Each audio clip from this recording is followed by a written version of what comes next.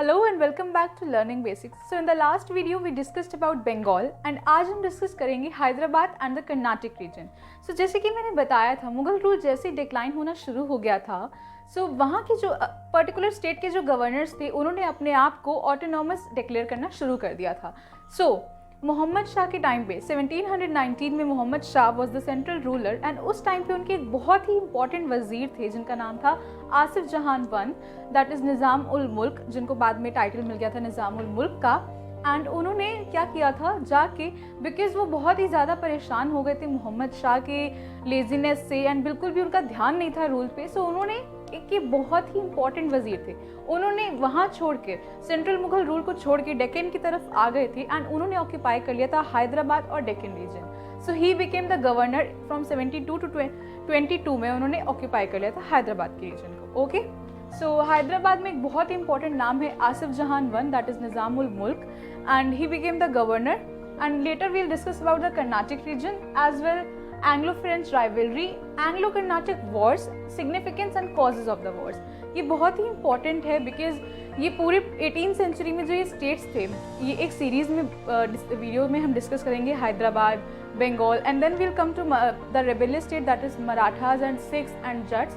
So let's begin with Hyderabad and the Karnataka region. So Hyderabad was under Mubariz Khan. उस time पे हैदराबाद मुबारिस खान की the then governor was Mubariz Khan and उनको defeat किया था निज़ाम ने, which was Chin Qilich Khan, and वो किसके अंडर से आए थे? मोहम्मद शाह के अंडर से. So let's discuss. Hyderabad was under Nizam, ठीक है, मतलब बाद में निज़ाम के अंडर में हो गया था. And Carnatic was under a nawab. जैसे कि मैंने बताया, no need to go in the so much detail, उनका नाम जानने की ज़रूरत नहीं है, पूछता नहीं है कोई इतना. बट निज़ाम का नाम इसलिए इंपॉर्टेंट है बिकॉज वो बहुत ज़्यादा इंपॉर्टेंट वजीर थे जो कि सेंट्रल मुगल रूल से आए थे. ठीक है, नाउ यहाँ पे पौंडीचेरी के जो रीजन थे, इट वॉज अंडर फ्रेंच. उस टाइम पे फ्रेंच वॉज एट पीक, जैसे कि अभी मैं डिस्कस करूँगी एंग्लो फ्रेंच राइवलरी के बारे में. सो उसका भी एक इम्पॉर्टेंट रोल है. एंड नदन सरकार जी रीजन था हैदराबाद के पास में, northern Sarkar, and it was too under Nizam. ठीक है, सो चिन कुलिच खान का क्या रोल था? आए थे मुगल रूल के पास से. 1719 में मोहम्मद शाह को सेंट्रल रूल की वो मिली थी, थ्रोन पे मिले थी, एंड उन्होंने किसको असैसिनेट किया था? सैयद खान को. चिन कुलिच खान ने सैयद खान को असैसिनेट करने में बहुत हेल्प करी थी. बट मोहम्मद शाह जब अपने रूल में आए थे, सो उनका बिल्कुल भी ध्यान नहीं था रूल की तरफ. सो उनसे परेशान होके, बिकॉज जब सेंट्रल मुगल रूलर का ही ध्यान नहीं होगा, सो उन्होंने एक बहुत ही इंपॉर्टेंट वजीर ने उनका रोल छोड़ के उनका ऑफिस छोड़ के अपने लिए निकल गए थे. So he came to Deccan and founded 1724 में उन्होंने हैदराबाद को फाउंड किया था. कैसे कि 1720 टू 24 में वजीर अपॉइंट किया गया था, उनको एज अ वजीर अपॉइंट किया गया था. 23 में मुबारिस खान जो गवर्नर थे उस टाइम पे, Mubariz Khan was the original governor उस टाइम पे हैदराबाद के, उनको डिफीट किया गया था. ठीक है, देन 1724 में he occupied Deccan and permanently वो हैदराबाद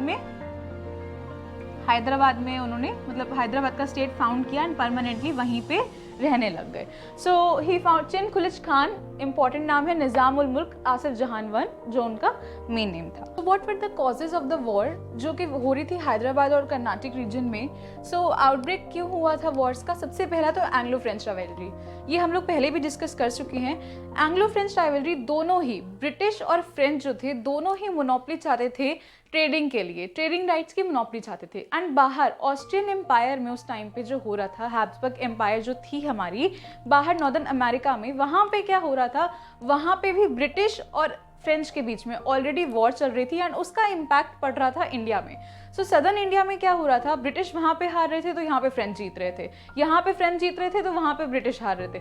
मतलब कि अपोजिट हो रहा था, यहाँ फ्रेंच जीत रहे हैं तो वहाँ हार रहे हैं, वहाँ जीत रहे हैं तो यहाँ हो रहे हैं. एंड उसकी वजह से यहाँ पे बहुत ही इंपॉर्टेंट इम्पैक्ट पड़ रहा था सदर्न इंडिया में. Anglo French rivalry was the most important cause of all the Wars, चाहे वो मैसूर में ले लें, चाहे वो हम कर्नाटक रीजन में ले लें, बंगाल में हम ऑलरेडी पढ़ चुके हैं कितना इंपॉर्टेंट रोल प्ले किया था एंग्लो फ्रेंच राइवलरी ने. ठीक है, so next were the succession disputes. अब सक्सेशन डिस्प्यूट्स जो थे हैदराबाद और कर्नाटक रीजन में हो रहे थे 1748 में निज़ाम की डेथ के बाद और 1740 में कर्नाटक रीजन में. ठीक है, अब ये सक्सेशन डिस्प्यूट्स का फायदा किसने उठाया था? ब्रिटिश ने। अब उन लोगों को पता था कि जब ये लोग आपस में ही लड़ रहे हैं तो सबसे ज्यादा फायदा किसको होगा? ब्रिटिश को। सो उन्होंने फायदा उठाया एंड यही एंग्लो फ्रेंच राइवलरी की वजह से फिर वो वॉर होने लगी थी। Next was the decline of central authority. सबसे इंपॉर्टेंट, जब सेंटर में ही कोई एक इम्पॉर्टेंट रूलर नहीं होगा लुक आफ्टर करने के लिए, रीजन्स को देखने के लिए। औरंगजेब की डेथ के बाद से ये 1707 के बाद से स्टार्ट हो गया था एंड उसके बाद से रूलर्स आए थे, बट कोई भी इतना इम्पॉर्टेंट नहीं था, उसने किसी ने रोल प्ले नहीं किया कि वो पर्टिकुलर स्टेट्स में जाके, पर्टिकुलर रीजन्स में जाके देखे। एंड जो गवर्नर्स ने अपने आप को ऑटोनॉमस डिक्लेयर कर दिया था, निज़ाम जो थे उन्होंने पूरा कट ऑफ कर दिया था सेंटर से अपने आप को एंड उन्होंने डिक्लेयर कर दिया था। And so did the Karnataka region के नवाब ने, उन्होंने अपने आप को हैदराबाद से अलग कर लिया था एंड बिल्कुल डिक्लेयर कर दिया था कि we are the particular ruler of the particular state. Okay, so these are the causes. Now let's discuss कि एग्जैक्टली हो क्या रहा था दोनों वॉर्स में। The first Anglo-Carnatic War started from 1740 to 48 में। कैसे स्टार्ट हुई थी? फ्रेंच ने सबसे पहले अटैक किया था 1740 में मद्रास में इंग्लिश की, ब्रिटिश की पोजीशंस पर, ट्रेडिंग पोजीशंस पर अटैक किया था, बिकॉज ऑलरेडी नदर्न अमेरिका में चल रही थी वॉर दोनों के बीच में, ब्रिटिश और हम फ्रेंच के बीच में। ट्रेडिंग पोजीशंस को लेके इंडिया में उसका इम्पैक्ट पड़ा। और फिर उसके बाद ईस्ट इंडिया कंपनी ने अप्रोच किया नवाब ऑफ कर्नाटक को, क्योंकि उनकी ब्रिटिश में इंग्लिश ईस्ट इंडिया कंपनी की पोजीशंस पे अटैक हुआ था। तो जो मद्रास में कर्नाटक के रीजन के जो नवाब थे, नवाब अनवरुद्दीन, उनको अप्रोच किया था इंग्लिश ईस्ट इंडिया कंपनी। मैंने पहले भी ये मेंशन किया हुआ है कि ये इस टाइम पे एक प्राइवेट कंपनी है और उसको खाली उनकी हेल्प करने के लिए ब्रिटिश की ट्रूप्स को भेजा गया था, but it is a private company till now, ठीक है। एंड फ्रेंच जो कंपनी थी, फ्रेंच जो ईस्ट इंडिया कंपनी थी फ्रेंच की, वो फाउंड की गई थी 1664 में and it was totally a government company, वो टोटली एक गवर्नमेंट कंपनी थी, ठीक है। सो और आफ्टर दिस वॉर 1740 to 48 में it was French who emerged victorious, ठीक है। अभी क्या हुआ था मैं बताती हूँ एग्जैक्टली वॉर में, बट सबसे पहली वॉर के बाद फ्रेंच जो थे वो विक्टोरियस हुए थे। सबसे पहले जो कर्नाटक रीजन में क्या हुआ था, कर्नाटक रीजन में चांद साहिब जो थे एक बहुत ही इंपॉर्टेंट नोबल थे नवाब के कोर्ट में, उन्होंने कॉन्स्पायर करना शुरू कर दिया था नवाब के अगेंस्ट में and he was supported by French. तो ड्यूप्लेक्स की जो आर्मी, ड्यूप्लेक्स जो थे हमारे मिलिट्री गवर्नर जनरल थे उस टाइम पे, उन्होंने एक सीक्रेट डील करी थी, बैटल ऑफ अंबूर किया उन्होंने एंड उसमें उन्होंने हरा दिया हमारे नवाब को and Nawab was killed. And तो मोहम्मद अली, उनके नवाब के जो बेटे थे मोहम्मद अली, इस बैटल में क्या हुआ था, वो एस्केप कर गए थे एंड चांद साहिब को थ्रोन पे बिठा दिया गया था, ठीक है। So he was made the new nawab Chanda Sahib. Then Hyderabad में कब हुआ, हैदराबाद में फर्स्ट एंग्लो कर्नाटक वॉर में क्या हुआ था, मतलब first Anglo Karnataka war was in this and Hyderabad में सेम टाइम पे जो हुआ था 1748 में सक्सेशन डिस्प्यूट हुआ। कब, जब निज़ाम की डेथ हुई 1748 में एंड उसके बाद सक्सेशन डिस्प्यूट हुआ नासिर जंग एंड मुजफ्फर जंग के बीच में। नासिर जंग was the son of Nizam and Muzaffar जंग वाज द ग्रैंडसन ऑफ निज़ाम। सो इन दोनों के बीच में सक्सेशन डिस्प्यूट हुआ था। नासिर जंग को सपोर्ट कर रहे थे ब्रिटिश एंड मुजफ्फर जंग was supported by French army and यहाँ पे भी फ्रेंच आर्मी जो थी हमारी वो इमर्ज कर गई थी विक्टोरियस। सो यहाँ पे भी नासिर जंग एस्केप कर गए थे, वहाँ पे मोहम्मद अली एंड यहाँ पे नासिर जंग दोनों भाग गए थे। सो इसके बाद में बिकॉज बाहर भी ऑस्ट्रियन एम्पायर, नॉर्दर्न अमेरिका में भी दोनों की हॉस्टालिटीज़ जो थी एक एंड पे आ रही थी इस टाइम पे, मतलब एक ब्रेक हो रहा था कि चलो ठीक है, अभी उसका इम्पैक्ट यहाँ सदर्न इंडिया में भी पड़ रहा था। सो क्या हुआ था 1748 में एक ट्रीटी साइन हुई थी एलेक्स ला शपेल। उसमें क्या हुआ था, फ्रेंच ने जितनी भी इंग्लिश ईस्ट इंडिया कंपनी की ट्रेडिंग पोजीशंस थी वो रिटर्न कर दी गई थी एंड बाहर फ्रेंच हार रहे थे क्योंकि उस टाइम पे सो उनको फ़ायदा हुआ था, ठीक है। सो 1748 में एक इम्पॉर्टेंट ट्रीटी है, treaty of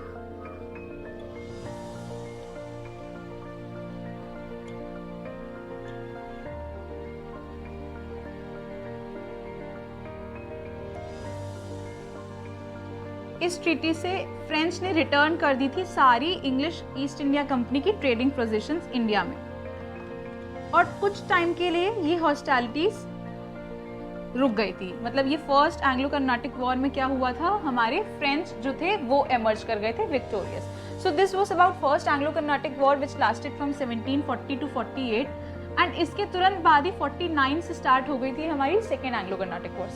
first Anglo Carnatic war के बाद जो फ्रेंच को मिला था वो क्या था, टेरिटोरियल कंसेशंस ग्रांट किए गए थे फ्रेंच को। कौन कौन से, northern Circars, Masulipatnam, villages around Pondicherry. अब वो जीते हैं फर्स्ट एंग्लो कर्नाटिक वॉर में, सो उनको कुछ मिला भी तो था। So these were the things which were granted to them.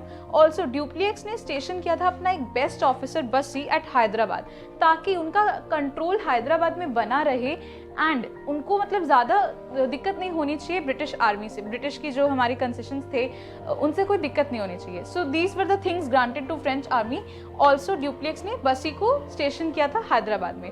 So second हमारी जो कर्नाटिक वॉर थी वो स्टार्ट हो गई थी, बिकॉज उनका एक्सपेंशन फ्रेंच का बढ़ता जा रहा था एंड ब्रिटिश की जो इंग्लिश ईस्ट इंडिया कंपनी थी उनको डर था कि ऐसे ही एक्सपेंशन होता रहेगा, सो उनकी ट्रेडिंग पोजिशंस पे प्रॉब्लम आ जाएगी। So the second Anglo Carnatic war started and it lasted from 49 to 54. Second Anglo-Carnatic War. Second Anglo-Carnatic War lasted from 1749 to 54 and वो भी succession disputes की वजह से ही हुई थी। क्यों? चांद साहिब ने जो असैसिनेट किया था हमारे नवाब को, सो उनके जो बेटे थे मोहम्मद अली, मैंने बताया था फर्स्ट वॉर में वो एस्केप कर गए थे एंड मोहम्मद अली अब जो ब्रिटिश थी, क्योंकि उनको इंग्लिश ईस्ट इंडिया कंपनी को लग रहा था कि फ्रेंच का एक्सपेंशन बहुत ज़्यादा होता जा रहा है, तो उन्होंने सीक्रेट डील करी किसके साथ, मोहम्मद अली और नासिर जंग के साथ, क्योंकि दोनों ही भाग गए थे एंड दोनों के साथ उन्होंने डील करी एंड ओवरथ्रो किया फ्रेंच के रूल को। कैसे? Mohammad Ali with British support overthrows Chanda Sahib, उन चांद साहिब को किल कर गया, मार दिया गया था।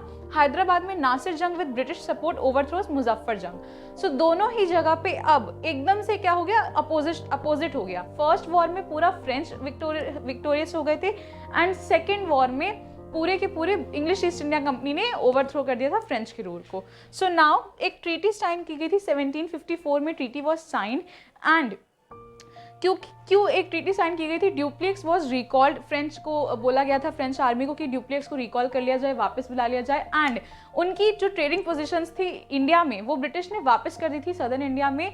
इसको लेके मैं डिटेल में इसको लिख देती हूँ। बट ट्रीटी में क्या क्या हुआ था, फ्रेंच की पोजीशंस जितनी भी थी, फ्रेंच की पोजीशंस जो थी ट्रेडिंग पोजीशंस वो रिटर्न कर दी गई थी इंडिया में। रिटेन करने को बोल दिया था कंट्रोल, उनको retain control over Hyderabad.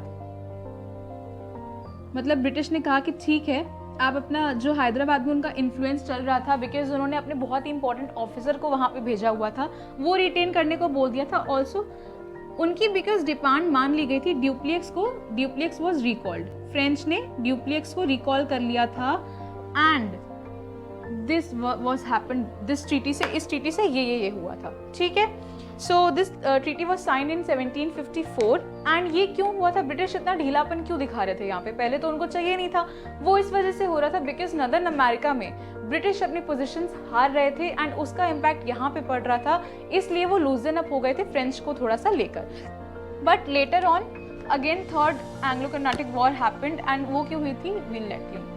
So the third Anglo-Carnatic War lasted from 1758 to 63 and इसका एक बेसिक कॉज था 7 year war जो कि हो रही थी नदर्न अमेरिका में, यूरोप में जो हो रही थी 7 year war ब्रिटिश और फ्रेंच के बीच में, उसका एक बहुत ही इंपॉर्टेंट रोल प्ले करके इम्पैक्ट हुआ था यहाँ पे, उसकी वजह से थर्ड एंग्लो कर्नाटिक वॉर हुई थी and by the end of 1763 दोनों ही जगह पे ट्रीटी ऑफ पेरिस यहाँ सदर्न इंडिया में साइन हुई एंड दोनों ही बाहर नदर्न अमेरिका में भी एंड यहाँ सदर्न इंडिया में भी फ्रेंच को दोनों ही जगह से बिल्कुल बाहर कर दिया गया था। French rule was now came to an end, बहुत ही इंफीरियर रोल रह गया था फ्रेंच का सदर्न इंडिया में एज वेल एज यूरोप में भी, वहाँ दोनों ट्रेडिंग पोजीशंस ब्रिटिश ने ऑक्यूपाई कर ली थी।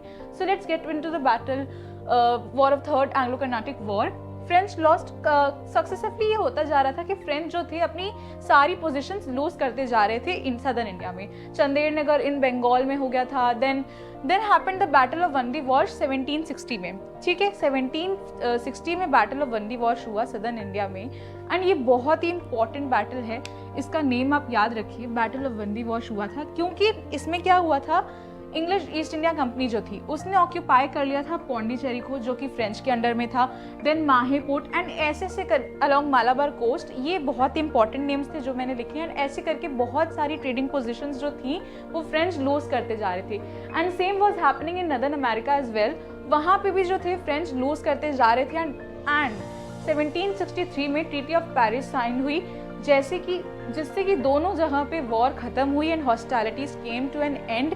दोनों ही जगह पे English East India Company emerge victorious and यहाँ पे ट्रीटी ऑफ पेरिस साइन हुई, जिसमें कि 1749 से पहले की जितनी भी टेरिटरीज फ्रेंच के अंडर में थी वो रिटर्न कर दी गई थी। But due to the pride French ने एक्सेप्ट नहीं किया, बिकॉज उनकी बहुत ही इनका इन्फीरियर रोल रह गया था यहाँ पे। उनको सब कुछ पहले पास करवाना पड़ता ब्रिटिश से, तब उनका सब काम होता। सो उन्होंने अपने आप को विदड्रॉ कर लिया था यहाँ इंडिया से। And with this third Anglo Carnatic war हमारी जो इंग्लिश ईस्ट इंडिया कंपनी थी उनका टो होल्ड पूरा कंप्लीट होता जा रहा था यहाँ इंडिया में। ठीक है, अब जैसे कि हमने डिस्कस किया था पहले बंगाल रीजन में, बंगाल में वो कर चुके थे। देन दे केम टू हमारा Hyderabad and the Carnatic region. Next they will go to Mysore. जैसे Mysore was very important, Mysore is very important, we will discuss in the next video. And उसमें जैसे ही उन्होंने मैसूर को अपने अंडर में लिया, उसके बाद से उनका पूरा अपना टो होल्ड हमारे इंडिया में from private company to government जाता जा रहा था। So we'll discuss that. Now we'll discuss the significance, क्यों हुई थी और कितना इंपॉर्टेंस इस वॉर का और क्या क्या हमें मिला था इस war. So let's come to the significance. British और फ्रेंच की हॉस्टिलिटीज जो थी वो एंड में आ गई थी एंड उनकी टैकल जो था, फ्रेंच की जो प्रॉब्लम को टैकल करने के लिए मैंने अभी बताया था, ब्रिटिश जो इंग्लिश ईस्ट इंडिया कंपनी थी वो हमारी प्राइवेट कंपनी थी। बट इस फ्रेंच की प्रॉब्लम को टैकल करने के लिए ब्रिटिश ने अपनी जो थी ट्रूप सेंड करी थी इंडिया में एंड यहाँ से उनका टो होल्ड स्टार्ट हो गया था एज इन इंडिया में। A significant boost to British prestige. अब यहाँ भी उन्होंने देखा कि पहले ही बंगाल ऑक्यूपाई कर चुके हैं, हैदराबाद कर्नाटिक रीजन भी कर लिया, तो उनकी प्रेस्टिज को बूस्ट मिलता जा रहा था। And Hyderabad was forced into a subsidiary alliance, मतलब कि एक सब्सिडरी अलायंस में आ गया था कि मतलब अब वो कुछ कर नहीं सकते थे ब्रिटिश ईस्ट इंडिया कंपनी के अलावा। ऑल्सो मिलिट्री के लिए वो उनको उस पर डिपेंडेंट होना था। देन कोई भी यूरोपियन को वो ट्रेडिंग पोजीशन या ट्रेडिंग मोनोपोली नहीं दे सकते थे, उनको उससे पहले उससे परमिशन लेनी थी हमारी इंग्लिश ईस्ट इंडिया कंपनी से। Okay, so this was the significance. So हमारी फ्रेंच डिफीट के रीजंस क्या थे? सबसे पहला तो ये था कि इंग्लिश नेवी जो थी वो काफ़ी सुपीरियर थी एज इन फ्रेंच नेवी में। देन नेक्स्ट ड्यूप्लेक्स को रिकॉल कर लिया गया था एंड ड्यूप्लेक्स को रिकॉल जब किया गया था तो काउंट डी लाली हमारे न्यू मिलिट्री जनरल भेजे गए थे। बट जो सोल्जर्स थे वो उनके साथ बहुत एरोगेंट थे और उनका कहना नहीं मान रहे थे। So that was the reason for defeat. Also जो फाइनेंशियल पोजीशंस थी हमारी फ्रेंच आर्मी की वो बहुत ही कम होती जा रही थी। So that also affected and it led to the defeat of French army. So this was all about Hyderabad and the Carnatic region. In next video, we will discuss about Mysore. If you have any doubts or questions related to this topic, please let me know in the comment section. And please like, share and subscribe if you like the content. Thank you very much.